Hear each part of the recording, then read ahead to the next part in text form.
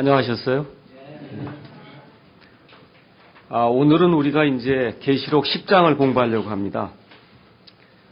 여러분 지난번에 7개의 그 봉인 이제 공부하셨죠? 예, 그 봉인이 실질적으로 여러분이 가셔서 보시면 알겠지만 6장이 끝나고 나면은 6번째 이제 봉인이 이제 다 열리게 되고, 그 다음에 이제 그 7번째 봉인은 8장 1절에서 이제 열리게 됩니다. 그래서 그 6장 17절부터 그 다음에 6장 17절 거기가 이제 끝이 나고, 그 다음에 7장이 우리가 뭐라고 얘기했냐면 괄호라고 이야기했습니다. 괄호.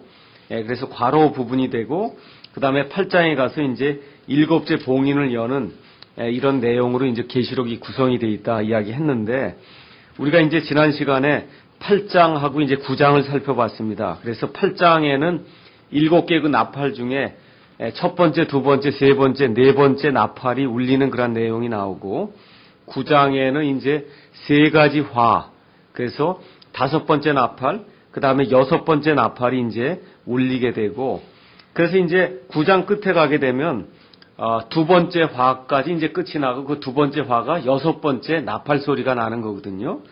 예, 그 다음에 이제 7번째 나팔이 울리는 데가 어디에 있냐면 11장 15절에서부터 19절까지 거기에 가야 드디어 7번째 나팔이 울리게 됩니다. 그 얘기는 무슨 얘기냐면 10장 1절부터 쭉 시작을 해갖고 11장 14절 있는 데까지는 또 하나의 괄호라는 거예요. 또 하나의 괄호. 그러니까 이 괄호가 되는 그런 부분에는 어떤 시간의 요소가 없다는 겁니다. 그래서 그 내용만 여러분이 기억을 하면서 10장 1절로 이제 가서 보도록 하겠습니다. 10장에는 그 제목을 가서 보니까 힘센 천사와 작은 책 이렇게 이제 기록이 되어 있습니다. 그렇죠? 그래서 10장 1절에 가서 보니까 또 내가 보니 힘센 다른 천사가 구름으로 옷 입고 하늘로부터 내려오는데 그의 머리에는 무지개가 있고 그의 얼굴은 해 같으며 그의 발은 불기둥 같더라. 이렇게 이제 기록이 되어 있습니다. 여기 이제 그 천사가 여러 명이 이제 등장을 하는데, 여기 10장에 나오는 천사가 또 11장에 나오는 천사거든요. 근데 11장 3절에 가서 보시면 나중에 보면 알겠지만 그 천사가 뭐라고 얘기하냐면 그 두 증인이 나오는데 그 두 증인이 나의 두 증인이라고 이야기합니다. 나의 두 증인. 그러니까 지금 여기 나오는 천사는 그냥 일반 어떤 그런 천사가 아니라 예수님일 가능성이 굉장히 큽니다. 예수님일 가능성. 그래서 그렇게 여러분이 이해를 하면서 이제 보도록 하겠습니다. 그래서 얼굴이 해 같고, 그 다음에 발은 불기둥 같더라 이렇게 돼 있어서 지금까지 나왔던 다른 천사하고는 전혀 다른 모습의 그와 같은 그 존재가 지금 여기 나온다. 그 내용을 기억하시고요. 2절, 3절 가서 보니까 그가 펴놓은 작은 책을 손에 들고 오른발은 바다 위에 왼발은 땅 위에 두고 사자가 부르짖는 것 같이 큰 음성으로 외치니 그가 외칠 때 7 천둥이 자기 음성을 내어 말하더라. 이렇게 기록이 되어 있습니다. 거기 가서 보니까 오른발은 바다 위에, 바다라고 하는 건 지중해를 이제 생각하시면 됩니다. 대해로 이제 생각해 보시면 되겠고요. 왼발은 땅 위에 지금 이렇게 놓고, 그러니까 굉장히 엄청난 크기의 그런 천사라고 볼 수도 있어요. 그래서 지금 이렇게 돼 있고, 사자가 부르짖는 것 같이 해서 이것이 예수님인 경우다라고 생각하면 유다 지파의 사자라고 하는 말 계시록에 나와서 예수님을 가리키는 그런 용어 아시겠죠? 그래서 사자가 부르짖는 것 같이 큰 음성으로 외치는 그와 같은 모습이 나옵니다. 거기 가서 보니까 펼쳐진 작은 책을 손에 들었다 그랬습니다. 그래서 힘센 천사와 지금 작은 책에 대한 얘기가 이제 10장에 기록이 되어 있는데, 아까 제가 말씀드렸듯이 이게 언제 일어나느냐 그건 지금 몰라요. 다만 지금 7년 반란기 그 안에 지금 어느 때 지금 일어나고 있는 거예요. 시간적인 요소는 우리가 알 수가 없습니다. 자, 그래서 작은 책이 뭐냐, 이건 나중에 조금 더 지나서 한번 살펴보도록 하겠습니다. 10장 4절 가서 보니까 7 천둥이 자기 음성을 내어 말할 때 내가 기록하려고 하다가 들으니 하늘로부터 한 음성이 나서 내게 이르기를 일곱 천둥이 말한 그것들을 봉인하고 그것들을 기록하지 말라 하더라. 그러니까 일곱 천둥이 무언가 말을 했는데 그걸 기록하지 말라고 했으니까 아는 사람이 지금 아무도 없는 거죠. 맞죠? 그러니까 성경이 지금 아는 사람이 아무도 없다고 하는 걸 안다고 얘기하면 곤란해지는 겁니다. 맞죠? 그렇죠. 이거 더 이상 뭔가를 찾으려고 할 필요가 없어. 여기 기록하지 말라 그랬으니까 기록하지 않았기 때문에 그 천둥이 낸 그와 같은 그 말은 아는 사람이 아무도 없습니다. 자, 10장 5에서 7절로 이제 또 넘어가겠습니다. 내가 본 그 천사가 바다와 땅 위에 서서 하늘을 향해 손을 들고 영원 무궁토록 살아계시는 분 곧 하늘과 그 안에 있는 것들과 땅과 그 안에 있는 것들과 바다와 그 안에 있는 것들을 창조하시는 분을 두고 맹세하기를 더 이상 시간이 있지 아니하려니와 일곱째 천사가 음성을 내는 날들에 즉 그가 나팔을 불기 시작할 때에 하나님의 신비가 그분께서 자신의 종 대언자들에게 밝히 드러내신 것 같이 이루어지리라 하더라. 이렇게 기록이 되어 있습니다. 맞죠? 예, 거기 가서 보니까 일곱째 천사가 음성을 내는 날에 그러니까 일곱 번째 천사가 나팔을 불 때에 여기 가서 보니까 하나님의 신비가 모두 이루어진다는 거예요. 그러니까 일곱째 천사가 나팔을 불면은 그 7년 환란기의 모든 부분이 다 끝이 난다 그 얘기입니다. 그렇죠? 그래서 11장 15절에 가서 보니까 일곱째 천사가 나팔을 불매 하늘에 큰 음성들이 있어 이르되 이 세상 왕국들이 우리 주와 그분의 그리스도의 왕국들이 되었고 그분께서 영원 무궁토록 통치하시리로다 하니 이렇게 이제 기록이 되어 있습니다. 그래서 일곱 번째 천사가 나팔 소리를 내게 되면 그러면 왕국이 그리스도의 왕국이 여기 나와 있는 건 영적인 왕국이 아니라 이 세상의 왕국들이 그리스도의 왕국이 된다는 겁니다. 이 세상의 왕국들이 그리스도의 왕국이 되는 거예요. 그래서 실질적인 그리스도의 왕국이 성취가 되면서 하나님의 신비가 이루어진다. 그렇게 기록이 되어 있고 더 이상 시간이 있지 아니한다. 시간이 있지 아니한다. 이거에 대해서 어떤 사람은 우리가 지금 이야기하는 지금 시간 있잖아요. 이게 지금 우리가 시간이라고 하는 그런 때에 살고 있는데 나중에 이제 영원히 이루어지면 그때 시간이란 개념이 없어지게 되거든요.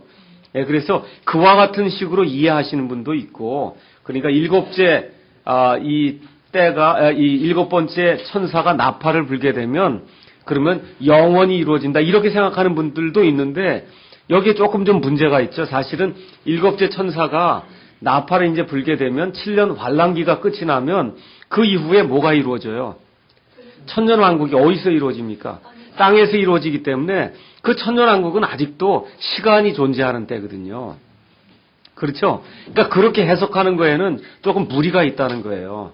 왜냐하면 천년 왕국이라고 하는 것이 땅에서 이루어지기 때문에 그래서 이게 끝난 다음에 새하늘과 새 땅이 이루어지면서 영원히 우리에게 이루어지기 때문에 여기 나와 있는 더 이상 시간이 있지 아니하다 이런 얘기를 시간이 없는 영원이라고 하는 그런 때가 우리에게 오는가 보다 이렇게 이해하기에는 조금 어려움이 있다는 겁니다. 그래서 더 이상 시간이 없다 하는 얘기는 연기되는 그와 같은 일이 없다. 하나님의 그 계획이 이제 일순간에 모든 것이 다 이루어진다. 이런 식으로 이해하는 것이 합당하지 않겠느냐 이렇게 이제 생각이 듭니다. 자, 거기 가서 보니까 교회의 신비가 이루어진다 그럽니까? 아니면 하나님의 신비가 이루어진다 그럽니까? 교회는 이미 공중으로 들려 올라가서 이 땅에 지금 존재하지 않거든요. 그래서 하나님의 신비가 이루어진다는 거예요. 그럼 하나님의 신비가 어떤 것을 우리가 생각을 해보시면 되냐 하면 도대체 왜 하나님께서 이 사탄에게 이와 같은 것들을 허락해서 그래서 사탄이 결국은 사람을 유혹해서 사람이 죄 가운데 빠지게 하고 이러는 가운데 대략적으로 한 6,000년 정도 시간이 흐르는 거거든요. 왜 그와 같은 일들을 하나님께서 이렇게 허락하셨는가? 이와 같은 모든 일들이 다 드러난다는 겁니다. 또한 데살로니가 후서 2장 6절에서 10절 한번 가서 보시겠습니다. 데살로니가 후서 2장 6절에서 이제 그 10절에 가서 보면은 너희는 그가 그의 때에 드러나게 하려고 무엇이 저지하고 있는지 지금 아나니 불법의 신비가 이미 일하고 있으나 다만 지금 막고 있는 이가 길에서 옮겨지기까지 막으리라. 이렇게 돼 있거든요. 불법의 신비. 그래서 마귀가 역사하는 그와 같은 그 신비에 대한 내용이 지금 여기 나오면서 8절, 9절, 그 다음에 10절 거기 가서 보면 마귀가 이 마지막 때에 엄청난 그러한 표적들과 기적들을 통해서 사람들을 유혹하는 그와 같은 대목이 이제 여기 나오게 됩니다. 그래서 이 불법의 신비가 어떤 것인가? 이 모든 것이 마지막 나팔 소리가 날 때 완전히 이제 이루어지면서 드러난다고 지금 성경이 이야기를 하고 있습니다. 자, 이 말씀이 끝난 다음에 8절 가서 보니까 내가 하늘로부터 들은 그 음성이 또다시 내게 말하여 이르되 가서 바다와 땅 위에 서 있는 천사의 손안에 펴놓은 작은 책을 취하라 하시기에 내가 그 천사에게 나아가 이르되 그 작은 책을 내게 주소서 하니 그가 내게 이르되 그것을 가져다가 먹으라. 그것이 내 배는 쓰게 할 터이나 내 입에서는 꿀같이 달리라 하니라. 내가 그 천사의 손에서 그 작은 책을 가져다가 먹으니 그것이 내 입에서는 꿀같이 달았으나 내가 그것을 먹은 뒤에 즉시로 내 배가 쓰게 되었더라. 지금 이렇게 성경 말씀이 이제 나와 있거든요. 자, 그래서 지금 작은 책이 분명히 있는 거예요. 그래서 그 작은 책에 지금 작은 책이 천사의 손에 펼쳐진 채 이렇게 들려 있는데 그거를 여기 가서 보니까 먹으라고 이제 얘기했죠. 그래서 배는 쓰게 하는데 입에서는 이제 꿀까지 달겠다 이런 얘기를 이제 성경에 이제 기록이 되어 있습니다. 이런 얘기가. 자, 그럼 작은 책이 뭐냐? 작은 책. 작은 책에 대해서도 아마 주석을 살펴보시면은 여러 가지 이 해석이 다양하게 나오고 있습니다. 그래서 여러 가지 해석 중에 그래도 지금 여기 요한계시록에 지금 이 부분에서 다루고 있는 그 내용이 누구를 지금 대상으로 지금 여기 주로 다루고 있는 거예요. 요한계시록 6장부터는. 누가 지금 주 대상이에요? 이스라엘 백성이 지금 주 대상이잖아요. 그렇죠? 그래서 이스라엘 백성하고, 왜냐하면 이 작은 책을 먹은 다음에 11장, 12장이 이스라엘에 대한 내용이에요. 11장, 12장이. 그래서 11장은 두 증인이 나와요. 그래서 두 증인이 1260일 동안 이스라엘 안에서 이 증언하는 그와 같은 내용이 나오고 12장에는 그 마지막 1260일 동안 이스라엘이 극도의 핍박을 받으면서 나중에 광야로 도망가서 거기서 이제 구출을 받는 그와 같은 내용이 나옵니다. 그래서 작은 책 그 사건이 끝난 이후에 이스라엘이 이제 등장을 한단 말이죠. 그래서 이와 같은 맥락에서 그럼 이스라엘과 관계가 있는 그 어떤 책이 어떤 것이냐. 그래서 그 내용을 우리가 살펴볼 때 요걸 그대로 접어두시고 다니엘서 12장으로 한번 가서 보시죠. 다니엘서 12장. 다니엘서 12장 4절에서 이제 9절 가서 보시면은 여러분이 아마 옛날에 이런 구절들 한번 보신 적이 있을 겁니다.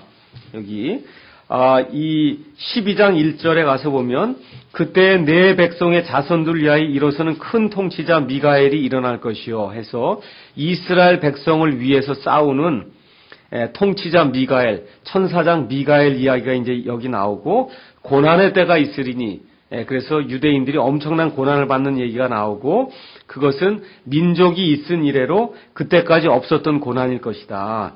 그리고 난 다음에 그 고난이 끝난 다음에 내 백성이 구출을 받되 책에서 발견된 바 기록된 모든 자가 구출을 받으리라 이렇게 이야기가 나오고 그 다음에 2절에 나와 있는 것도 사실은 이제 우리가 많이 인용을 하지요.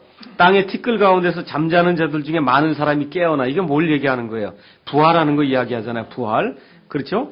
그래서 얼마는 영존한 생명에 이르고 영존한 또 치욕에 이른다. 이렇게 되면서 3절 지혜로운 자들은 하늘의 궁창에 광채 같고 그 다음에 이 별들과 같이 영원 무궁토록 이제 빛나리라. 여기 3절도 사실은 이스라엘 백성에게 적용되는 그와 같은 말씀인데 많은 분들이 이제 우리 이걸 인용을 해서 그래서 사람들을 주님께로 이끄는 그와 같은 사람들이 하늘의 별들과 같이 된다 이렇게 인용을 하고 있습니다. 자, 이게 끝난 다음에 4절 가서 보면 그러나 오 다니엘아 너는 끝이 임하는 때까지 그 말씀들을 닫아두고 그 책을 봉인하라는 거예요.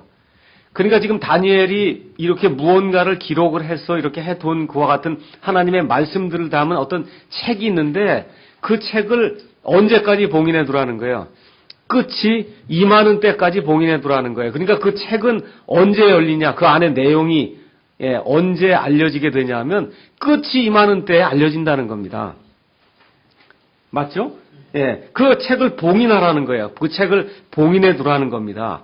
그래서 이 주석가들이 이제 그와 같은 주석을 가서 보면은 아마 여기 요한계시록 여기 10장에 나와 있는 이 작은 책이 아마 그 다니엘이 기록을 했던 그와 같은 그 책이 아니겠느냐. 그래서 이 책이 뭘 얘기하는 거냐 하면 다니엘의 백성에게 맨 마지막 때에 임하는 그와 같은 일들을 기록해 놓은 그와 같은 책이 아니겠느냐. 사실 그러고 나서 이 책을 먹고 나니까 11장, 12장에서 이스라엘 백성에 대한 그 이야기가 집중적으로 지금 나오기 시작을 하거든요. 그래서 요한이 그것을 먹으니 달았다. 그 얘기는 무슨 얘기냐 하면 결국 많은 그런 고난을 받음에도 불구하고 어린 양께서 승리하시고 그 다음에 11장 15절 가서 보시면 일곱째 나팔이 이제 울리게 되면서 그리스도의 왕국이 성취가 되는 것, 이 모든 것이 그 안에 기록이 되어 있기 때문에 그것을 먹을 때 이제 달았다. 근데 그게 뱃속으로 들어가니까 굉장히 썼다 그랬죠. 아마 그래서 그 주석가들은 또 그렇게 해석을 하더라고요. 다니엘이 자기 백성 위에 임하는 창세 이후로 없던 그와 같은 그 환란이 무엇인가를 알게 되니까, 그러니까 그 내용이 원래 맨 끝에 가서 그게 굉장히 단 거지만 실질적으로 그 이스라엘 백성을 향해서 엄청난 그와 같은 그 환란과 재앙이 임하는 것을 보게 될 때 그가 뱃속에서 쓰게 느낀 것이 아니겠느냐. 그래서 이스라엘 백성뿐만 아니라 그 환란기를 통과하는 구원받지 못한 그와 같은 이방인들이 다 그 안에 들어가 있으면서 환란기를 통과하면서 이제 구원받는 사람도 있고 하는데 그 안에서 엄청난 사람들이 많은 고통을 당하게 되거든요. 죽기를 구해도 죽을 수가 없는 그와 같은 때가 이제 오게 되니까요. 그렇다고 적그리스도가 이제 우리가 이제 13장부터 넘어가면서 적그리스도의 그 통치에 대해서 이제 보게 될 텐데 우리가 상상할 수 없을 정도로 이와 같은 그 엄청난 그와 같은 재앙이 이제 임하게 되거든요. 그래서 이와 같은 것들을 염두에 두면서 그래서 이 쓴맛과 그 다음에 단맛을 우리가 좀 이해할 수 있지 않겠냐 이렇게 보는 해석도 있습니다. 자, 그 다음에 이제 11절 가서 보니까 그가 내게 말하기를 천사가 이제 다시 이야기하는 거죠. 내가 반드시 많은 백성과 민족과 언어와 왕들 앞에서 다시 대언하여야 하리라 하더라 이렇게 돼 있어요. 그래서 11절에서 가장 중요한 단어가 다시라고 하는 단어라 그랬습니다. 다시. 그렇죠? 그래서 어디까지 지금 끝이 어디서 나는 거냐면 6번째 봉인이 딱 열리게 되면 그러면 끝이 나는 거고 그 다음에 7번째 나팔이 불게 되면 그러면 끝이 나는 거예요. 맞죠? 그럼 어떻게 해야 돼요? 다시 또 돌아가는 거예요. 다시. 아시겠죠? 다시 이제 돌아가는데 그 다시 중에 일부분이 여기 11장 여기 나와 있는 두 증인 이야기 그 다음에 여기 12장도 또 괄호 부분이거든요. 그러니까 11장 1절부터 11장 14절까지도 어느 면에서 괄호 부분입니다. 여기 괄호 부분인데 이때가 언제라고 하는 건 우리가 대충 알 수가 있어요. 우리가 성경을 통해서 분명하게 이제 알아볼 수가 있습니다. 자, 그래서 10장에 나와 있는 그 내용은 힘센 천사가 작은 책을 주었고 그래서 그 작은 책을 이 요한이 먹었고 그 먹은 다음에 다시 대언을 하는 그러니까 11장 이후부터 환란기가 다시 반복이 된다고 하는 그 내용을 여러분이 염두에 두시면은 그럼 계시록을 이해하는데 조금 좀 도움이 될 겁니다. 자, 그러면 이제 11장이 나오게 되죠. 그래서 오늘 이제 11장의 많은 부분을 이제 커버를 하고 다음 시간에 남은 부분하고 그 다음에 이제 12장을 우리가 계속해서 이제 다루려고 합니다. 계시록은 총 몇 장으로 구성되어 있죠? 22장. 그러니까 11장만 끝나면 반 끝나는 건데 이 11장이 대단히 중요한 장입니다. 계시록에서 11장 그 다음에 12장, 11장, 12장이 굉장히 중요한 장이에요. 계시록에서 이스라엘 백성에게 임하는 그 고통이 어떤 것인가 그 내용이 이 안에 자세히 이제 기록이 돼 있고, 하나님의 이 창조 역사로부터 그 다음에 마지막 때까지 그와 같은 일들이, 특별히 이스라엘 백성을 향한 하나님의 그 섭리와 계획이 이 안에 이제 기록이 돼 있습니다. 메시아 그리스도를 보내시는 그런 일까지 해서 몽땅이 지금 이 안에 들어 있습니다. 자, 그러면 여기서 몇 가지 우리가 먼저 살펴보려고 하는 그런 내용이 있습니다.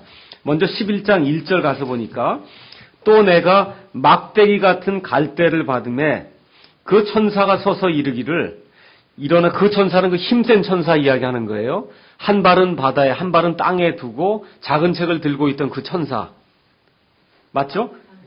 이르기를, 일어나 하나님의 성전과 제단과 그 안에서 경배하는 자들을 측량하되 성전 밖에 있는 뜰은 내버려 두고 측량하지 말라. 그것을 이방인들에게 주셨은즉 그들이 그 거룩한 도시를 42달 동안 짓밟으리라. 이렇게 되어 있습니다. 자, 그럼 여러분이 여기 11장 1절, 2절을 읽으셨을 때 여기 지금 성전이 나오죠? 이 성전이 땅에 있는 하나님의 성전 같습니까? 아니면 하늘에 있는 하나님의 성전 같습니까? 이렇게 읽으셨을 때 19절 가서 보세요. 11장 19절. 거기 가서 보면 하늘에 있는 하나님의 성전이 열리는 거 보시죠? 그러니까 지금 계시록에 가서 보면 성전이 지금 여러 번 나오는데 하늘에 있는 성전도 있고 지금 여기 보면 지금 땅에 있는 성전도 있어요. 이런 것들을 잘 해석을 하셔야 돼요. 여기 가서 보면 이방인들에게 주었기 때문에 그들이 그 거룩한 도시를 42달 동안 짓밟는다는 거예요. 지금 하늘에 있는 그런 도시를 이방인들이 짓밟을 수는 없는 거 아닙니까? 맞죠? 그렇게 돼 있고 성전 밖에 있는 뜰은 내버려 두지 말라. 그걸 이방인들에게 주었다. 지금 성경이 이야기를 하고 있으니까 지금 여기 11장 1절, 2절에 지금 나와 있는 성전은 분명히 땅에 있는 성전이에요. 맞죠? 그 얘기는 무슨 얘기냐 하면 지금 예루살렘 성전이 있습니까? 없습니까? 있어요? 없어요? 없죠? 그런데 이 적그리스도가 임하는 그 때에는 예루살렘의 성전이 세워져야 된다 그 얘기죠. 맞죠? 그럼 예루살렘의 성전이 세워지려면 유대인들이 그 땅에 들어와야 된다 그 얘기죠. 맞죠? 그러면 유대인들이 이 예루살렘을 차지해야만 이 일이 가능한 거죠. 맞습니까? 그래서 1948년도에 유대인들이 돌아왔어요. 유대인들이 돌아왔는데 성전 지을 땅은 1967년도에 탈환했습니다. 6.1 전쟁을 통해서. 그러니까 그 이후에는 여기 나와 있는 하나님의 말씀이 이루어질 가능성이 있는 시대에 지금 우리가 살고 있는 거예요. 1967년 전까지는 이 일이 이루어질 수가 없어요. 그렇죠? 근데 지금 약 41년 동안 지금 지냈는데 지난 41년을 포함해서 앞으로 오는 때에는 성전을 지금 지을 수 있는 그와 같은 때다 그 얘기입니다. 맞죠? 그래서 예루살렘이 분명하게 이제 회복이 돼야 됩니다. 자, 거기 가서 보면 8절에 그들의 죽은 몸이 이제 그 두 증인이 나중에 죽게 되는데 그들의 죽은 몸이 그 큰 도시의 거리에 놓이리라. 그래서 예루살렘에 놓이는데 그 도시는 영적으로 소돔과 이집트라고 하며 그것은 또한 우리 주께서 십자가에 못 박히신 곳이니라. 이거 예루살렘이라는 거 확실합니까? 이거 뭐 더 이상 다른 해석의 여지가 없잖아요. 예루살렘이죠. 맞죠? 그러니까 무슨 얘기냐 하면 예루살렘이 회복이 된다 그 얘기예요. 맞죠? 그래서 이스라엘이 다시 자기들의 땅에 돌아와야 된다고 하는 그런 내용이 지금 계시록에 분명하게 지금 기록이 되어 있는 겁니다. 많은 사람들이 이와 같은 사실을 믿질 않고 있거든요. 지금 중동 땅에서 저렇게 열심히 지금 일하고 옆에 있는 국가들하고 지금 전쟁을 벌이면서 땅을 사수하고 있는 저 이스라엘이 무슨 이스라엘이냐 그 얘기입니다. 이 예언의 말씀을 이루는 그런 이스라엘이에요. 아무것도 없는 성경과 아무 상관이 없는 그런 이스라엘이 아니고 여기 성경에 나와 있는 그와 같은 예언을 이루기 위해서 하나님께서 2500년 동안 이 땅을 돌아다니게 하다가 다시 그들의 땅에다 가져 심어 놓으신 그 이스라엘, 야곱의 후손 그 이스라엘 후손 그 이스라엘이다 그런 얘기입니다. 맞죠? 그래서 첫 번째 우리가 여기 11장에서 꼭 기억하셔야 될 것은 이스라엘 땅이 회복이 돼서 이스라엘 백성이 그 땅에 반드시 돌아가야 되고 또 반드시 예루살렘 그 성전을 지을 수 있는 그와 같은 땅이 회복이 돼야만 이와 같은 일들이 이루어진다는 겁니다. 그런데 한번 생각해 보세요. 15세기, 16세기 이럴 때 소위 우리가 얘기하는 뭐 청교도들이라든지 프로테스탄트들이 나올 때 이스라엘의 상태가 어땠습니까? 이스라엘이 나라가 있었습니까? 없었습니까? 없었죠. 예루살렘에 이 무슨 성전을 짓고 이렇게 할 수 있는 그런 여지가 전혀 없었어요. 그렇게 하다 보니까 이 프로테스탄트 우리 선조들이 구약 성경을 읽을 때 가서 보면 어떻게 해요? 내 백성 이스라엘이 다시 자기 땅으로 돌아온다 그러잖아요. 근데 성경을 해석하려고 하다 보니까 이스라엘이 나라도 존재하지 않는데 어떻게 그 성경을 해석하냐 그 얘기입니다. 그러면 어떻게 해야 되겠어요? 그게 해석이 안 되니까. 그렇죠. 영적으로 해석할 수밖에 없는 거예요. 그거는 영적인 이스라엘을 얘기하는 거고 영적으로 우리가 그거를 해야 되고 교회가 이스라엘을 대체해버렸다. 이렇게 보니 해석이 안 되는 거예요. 그래서 1948년도에 이스라엘이 이 땅으로 돌아가서 그 나라를 차지하기 전까지 나왔던 대부분의 프로테스탄트 주석을 가서 보면은 이스라엘 여기 나와 있는 이스라엘은 다 영적인 이스라엘이고 교회고 이 땅 이렇게 이루어진다는 건 다 영적으로 이루어지는 거지 실질적으로 이루어지는 게 아니다. 그렇게 대부분의 주석이 다 그렇게 돼 있습니다. 그렇게 하다 보니까 칼빈주의라든지 무슨 언약주의라든지 뭐 요한 웨슬레 당시에 그와 같은 감리교 신학이라든지 이런 모든 것들이 예루살렘이 이렇게 탈환이 돼서 회복이 된다고 하는 것이 불가능하게 보이던 그런 시절에 이 재림에 대한 특별히 이스라엘에 대한 그와 같은 예언을 볼 때 해석이 안 됐기 때문에 그 모든 걸 다 영해해버린 거예요. 영적으로 해석을 해버린 겁니다. 그렇거든요. 그렇기 때문에 지금 돌아와서 그렇다고 지금 칼빈이라든지 이런 사람이 다 유명한 사람인데 그 사람이 얘기한 걸로 해서 지금 500년씩 이렇게 해갖고 교회가 이게 내려오고 있는데 그게 틀렸다 그러면 다 무너져 버리잖아요. 그러니까 지금도 그냥 칼빈주의 하거나 이렇게 하는 데는 다 영적으로 해석하는 거예요. 이거 다 영적으로 해석하는 겁니다. 11장, 12장 다 영적 해석이에요. 교회라고 얘기하고 다 그렇게 할 수밖에 없는 거예요. 그래서 이와 같은 어려움이 이 하나님의 말씀을 문자적으로 믿지 않기 때문에 이제 발생을 하고 있다. 그 내용을 저와 여러분 이제 꼭 기억하시면 되겠고요. 11장 7절에 가서 보면 두 증인이 이제 그들의 증언을 마칠 때 바닥 없는 구덩이로부터 올라오는 짐승이 그들을 대적하며 전쟁을 일으켜 그들을 죽이고 그들을 이기고 그들을 죽인다. 어디로부터 올라와요? 바닥 없는 구덩이로부터 올라오는 짐승이 있는데 이제 처음으로 계시록에서 처음으로 적그리스도가 등장을 하는 거예요. 이 11장에. 적그리스도의 정체가 이제 드러나기 시작하는데 어디서 올라온다고요? 밑바닥 없는 구덩이에서부터 올라온다. 그래서 적그리스도가 이제 등장을 하게 되고 11장 15절에 가서 일곱째 천사가 나팔을 부니까 어떤 일이 발생해요? 그리스도의 왕국이 이 땅에 임하게 된다. 그 얘기입니다. 15절. 이 세상 왕국들이 우리 주와 그분의 그리스도의 왕국들이 되었고 그분께서 영원 무궁토록 통치하시리로다. 이게 영적인 왕국이 아닙니다. 이 땅에서 이루어지는 세상의 왕국들이 그리스도의 왕국이 되는 때. 근데 지금 이걸 인정해요, 안 해요? 대부분의 프로테스탄트 교회들이. 인정을 안 해요. 천년왕국이 곧 새하늘과 새 땅이라는 거예요. 왜 그래요? 뭐가 빠져서 그런 거야?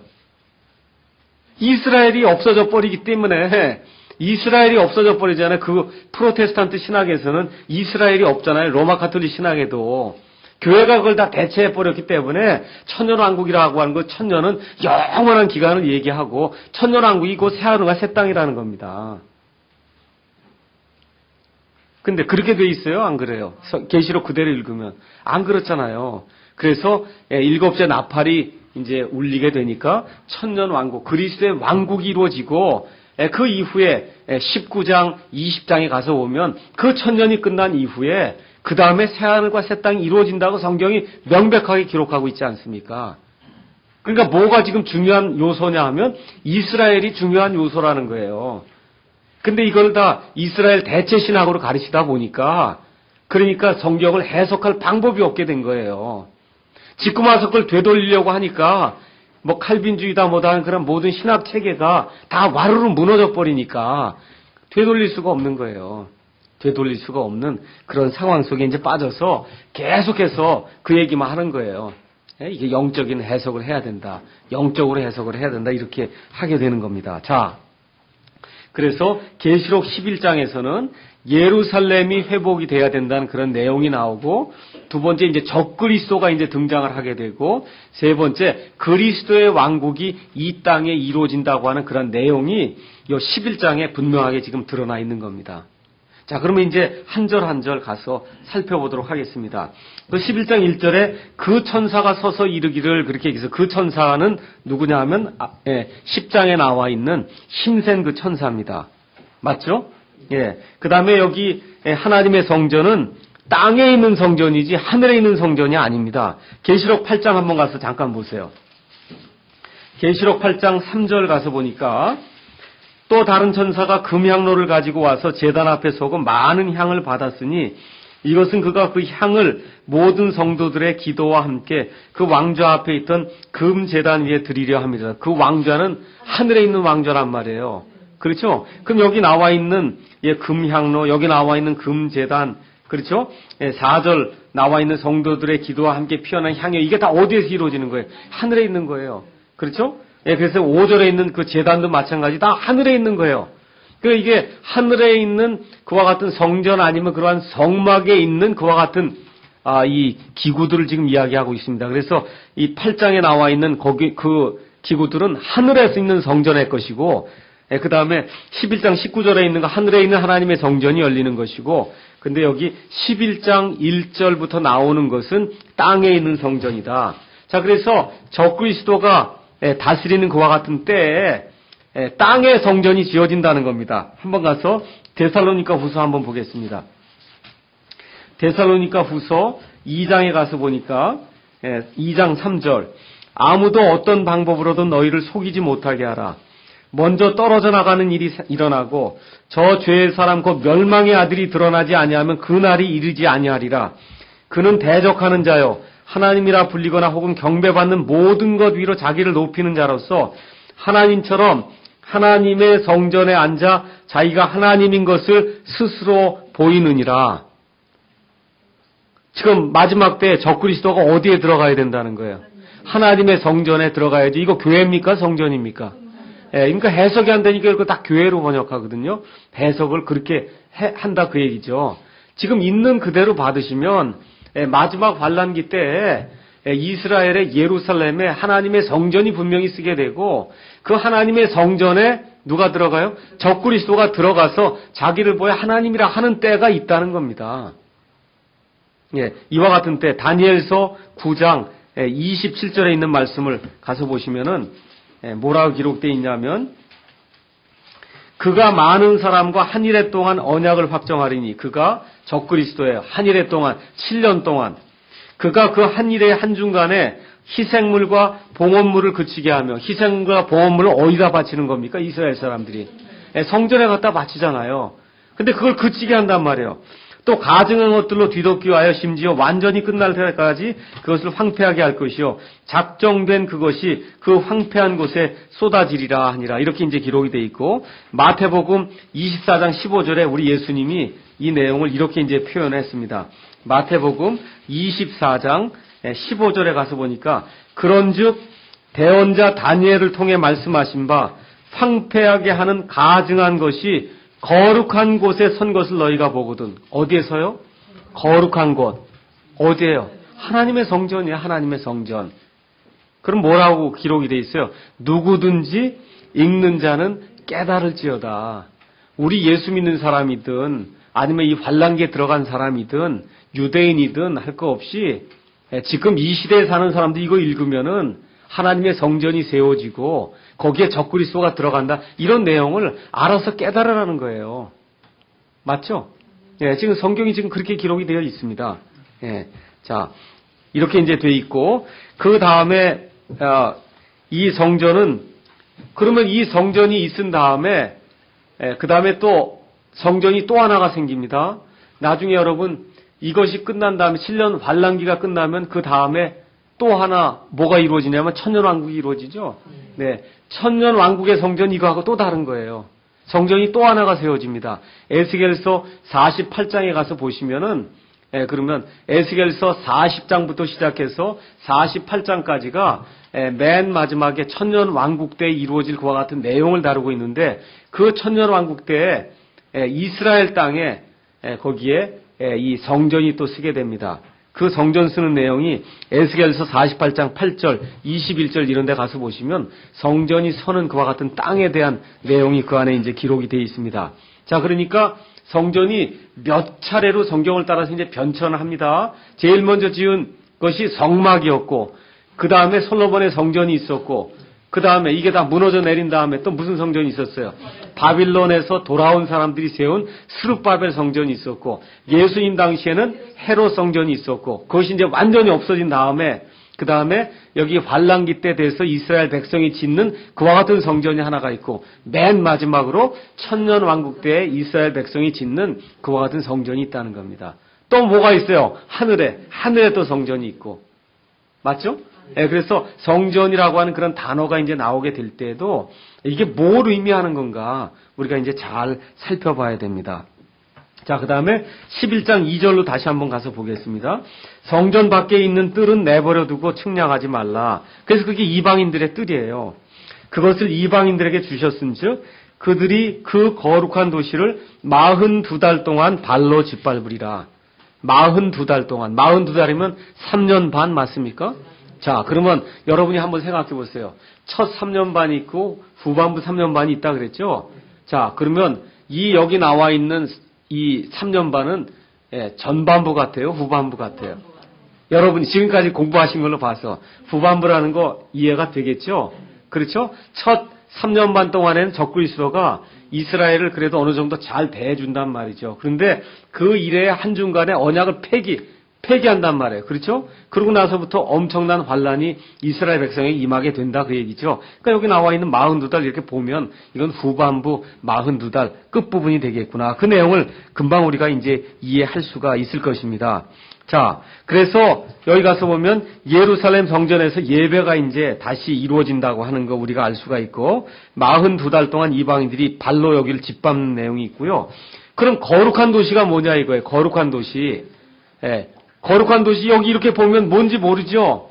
그러면 뭘 통해서 거룩한 도시가 뭔 줄 알아야 되느냐 하면 성경을 통해서 가서 보시면 돼요. 성경. 우리가 가서 찾아보겠습니다. 느헤미야 11장 1절 한번 가서 보겠어요. 느헤미야 11장 1절. 홀리 시티라고 한 게 성경에 처음 나오는 게 느헤미야 11장 1절이거든요. 백성의 치리자들은 예루살렘에 거하였으며 백성의 남은 자들도 제비를 뽑아 10명 중 하나는 데려다가 거룩한 도시 예루살렘에 거하게 하고, 거룩한 도시가 예루살렘이다. 지금 느헤미야기에서 이야기하고 있습니다. 다니엘서 또 넘어가셔서 다니엘서 9장 24절 한번 가서 보겠습니다. 다니엘서 9장 24절에 이제 가서 보면은 거기에 뭐라고 돼 있냐 하면 주께서 내 백성과 내 거룩한 도시에게 70일회를 정하셨나니. 그렇죠? 그러니까 이스라엘의 거룩한 도시 이건 예루살렘 외에는 없다. 그 얘기 금방 이해하실 거고요. 그 다음에 예수님이 또 말씀해 주시는 그런 대목이 있어요. 마태복음 4장으로 또 넘어와 봅시다. 마태복음 4장 5절 한번 가서 보겠습니다. 마태복음 4장 5절에 예수님이 시험 받는 그런 내용이 나오는데 4장 5절 가서 보니까 뭐라고 기록이 되어 있냐면 이에 마귀가 그분을 데리고 거룩한 도시로 올라가 성전 꼭대기에 그분을 세우고. 성전이 어디에 있습니까? 예루살렘에. 그래 지금 어느 도시라는 거예요? 예루살렘이라고 지금 분명히 이야기하고 있죠. 그렇죠? 마태복음 27장 53절도 한번 가서 보세요. 마태복음 27장 53절.